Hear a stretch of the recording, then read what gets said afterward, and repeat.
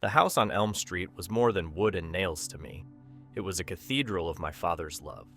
He wasn't a professional carpenter, but he'd built it himself, board by painstaking board, in the years before I was born. Every floorboard that creaked a familiar song, every window that framed the changing seasons, was a testament to his steadiness, his quiet strength. After he died, the house became his last tangible piece on earth, a repository of all my best memories. And it was from this sacred place that my own family threw me out. I was 20 years old. My father had been gone for a year, and the weight of his absence had been filled by the overbearing presence of my older brother, David. David was a man of spreadsheets and bottom lines, a junior financial analyst who saw the world in terms of assets and liabilities. I, with my dog-eared sketchbooks and dreams of becoming an architect, was firmly in the liability column. The eviction wasn't a heated argument. It was cold, clinical, and all the more cruel for it. It happened at the heavy oak dining table my father had sanded smooth with his own hands. David laid out a folder of household expenses. My mother, Eleanor, sat beside him, her hands twisted in her lap, her eyes red-rimmed and fixed on the table's polished surface. "Leo, it's a simple matter of contribution," David said, his voice devoid of any fraternal warmth. He sounded like he was firing an underperforming employee. "You dropped out of your business degree." "Because I'm enrolling in architecture school at the community college," I countered, my voice tight. "Dad always said I had a gift for it." "Dad's not here anymore," David said flatly. The words hung in the air, brutal and absolute. "And his sentimentality doesn't pay the property tax. You work part-time at a bookstore. Your contribution is negligible. You are a financial drain on this family. On Mom." I looked at my mother, pleading with my eyes. She had always been a follower, swayed by the strongest personality in the room. With my father gone, that was David. She wouldn't meet my gaze. A single tear rolled down her cheek and splashed onto the oak. "So that's it?" I asked, my voice trembling with a mixture of rage and disbelief. "You're kicking me out?" "We're restructuring the household for long-term viability," David corrected, tapping the folder.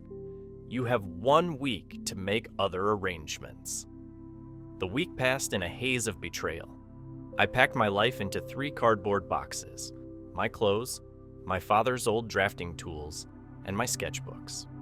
On the final day, I stood on the porch, my boxes beside me like sad brown monuments to my banishment. My mother gave me a frantic, tearful hug in the foyer, pressing $200 into my hand. "Be safe," she whispered, as if she were a bystander to the tragedy, not a co-conspirator. David watched from the living room window, arms crossed, ensuring the liability was successfully excised. As I walked away from the house on Elm Street, a cold, hard resolve began to form in the pit of my stomach. It wasn't the hot fire of youthful anger.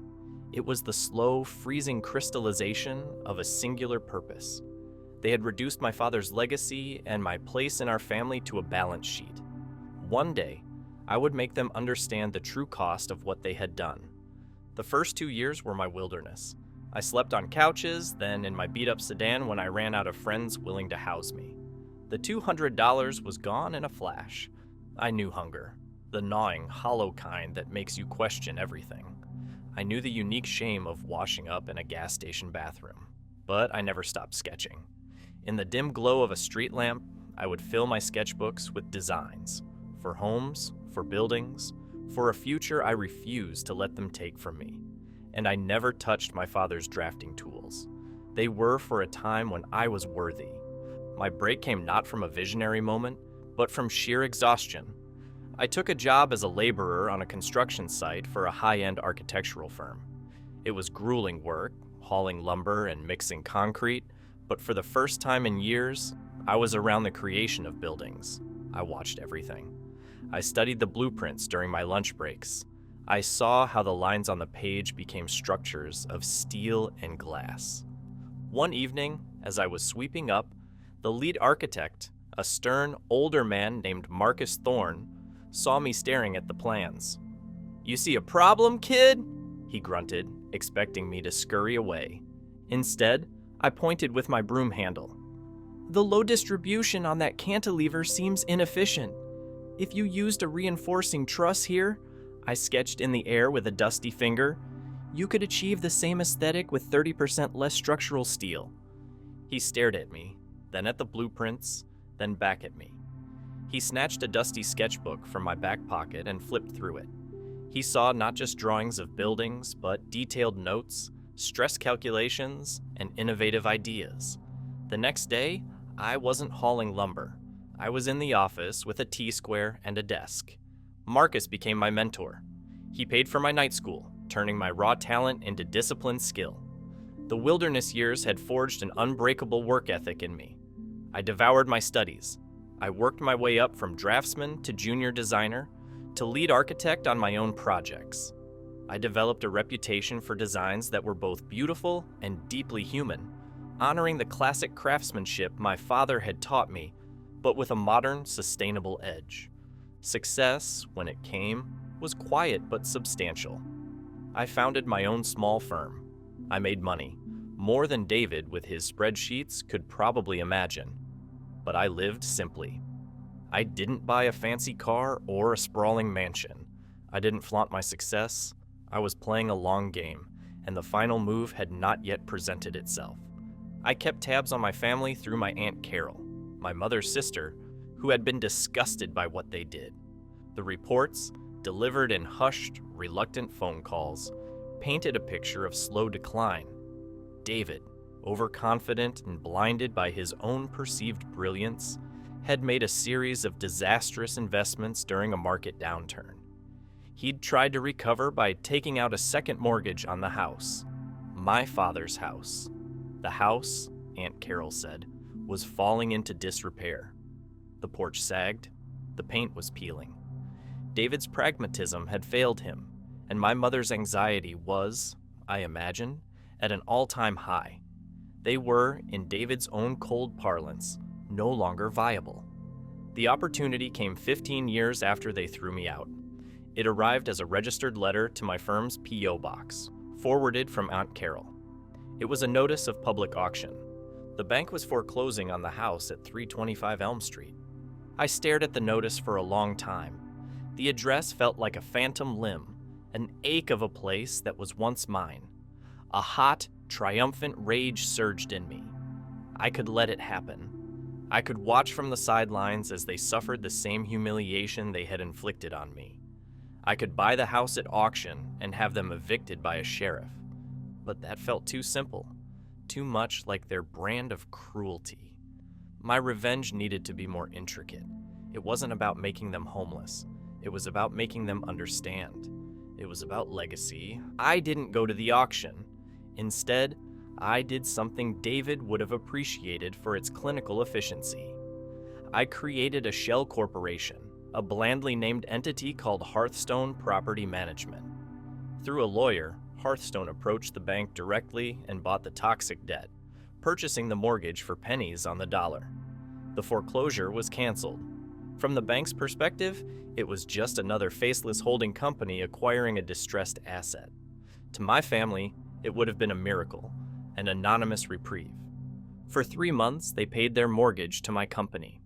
I pictured David writing the check, feeling a wave of relief, never once questioning the name of his savior. I pictured my mother praying, thanking a God who had sent an anonymous angel to rescue them. The irony was a blade I twisted slowly in my own heart. Finally, it was time. I chose a dreary Sunday in November, the kind of day where the sky is the color of slate. I drove my modest sedan, not a sports car, nothing to betray my status, down the familiar streets of my old neighborhood. When I turned onto Elm Street, my breath caught. The house looked even worse than I had imagined. The lawn was patchy and filled with weeds. The paint was peeling in long, leprous strips. The magnificent oak tree my father had planted had a broken, dangling limb. It looked tired.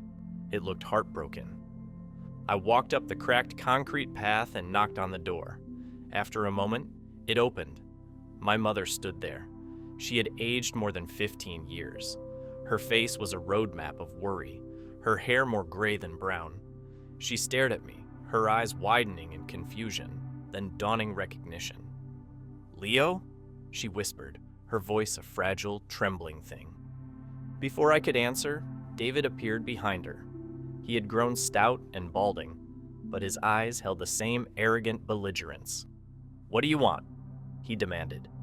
There was no greeting, no surprise, only suspicion. "I'm not here for money, David," I said, my voice quiet. I stepped inside. The house smelled of dust and regret. We stood in the foyer, the three of us, ghosts in a decaying museum. I gestured toward the dining room. "Can we sit down? For old time's sake." We sat at the same oak table. The silence was thick with unspoken history. David stared at me, his jaw tight. My mother couldn't look at me at all. "The house," I began, my voice even. "It looks like you've let it go." "We've had some financial trouble," David snapped, as if I were a creditor come to shame him. "Not that it's any of your business." "But it is my business," I said softly. I slid a thin leather folder onto the center of the table. The bank was going to foreclose, but the debt was purchased by a private firm. You received the notice 3 months ago. Your new creditor is a company called Hearthstone Property Management. David nodded warily. "They bought the note. A stroke of luck." "Not luck, David." I opened the folder. Inside was a single document, the Articles of Incorporation for Hearthstone Property Management. My name was listed as the sole proprietor and CEO. "You haven't been paying the bank, you've been paying me."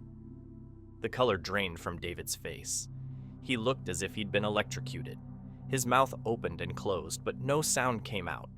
My mother let out a small, strangled gasp, her hand flying to her mouth. The tears she shed now were not of weak-willed fear, but of profound, soul-crushing shame. You bought it?" David finally managed to stammer. "To throw us out? Is that it? Your big revenge?" "Throwing you out would be your kind of solution, David. A simple, heartless transaction," I said, the coldness that had settled in me 15 years ago finally finding its voice. "My terms are more complex. I'm not your landlord, I'm your educator, and this house is my classroom." I slid a second set of documents across the table. "This is a new agreement, not a mortgage, not a lease. Think of it as a syllabus for how to live in my house." I laid out my terms. My voice never rose. Term 1. The house will be restored, not by contractors, by us. You and I, David, every weekend. We will sand these floors. We will paint the walls. We will fix that porch. You will learn to value this place not for its equity, but for the sweat and love that built it. You will respect Dad's legacy. Term 2, I said, looking at my mother, whose face was buried in her hands. You will go to counseling. You will find the voice that you lost, the one that should have defended your son. You will learn that love is not a passive emotion. It is an active choice. I will pay for it. In term 3, I said, my gaze locking onto David's. His arrogance was gone, replaced by a hollow, terrified defeat. You will write me a letter. In it, you will not apologize for the financial hardship. You will apologize for the act itself. You will articulate in your own words the human cost of your restructuring. You must acknowledge what you did to me, to the memory of our father at this very table. I stood up. The power dynamic had been irrevocably, seismically altered.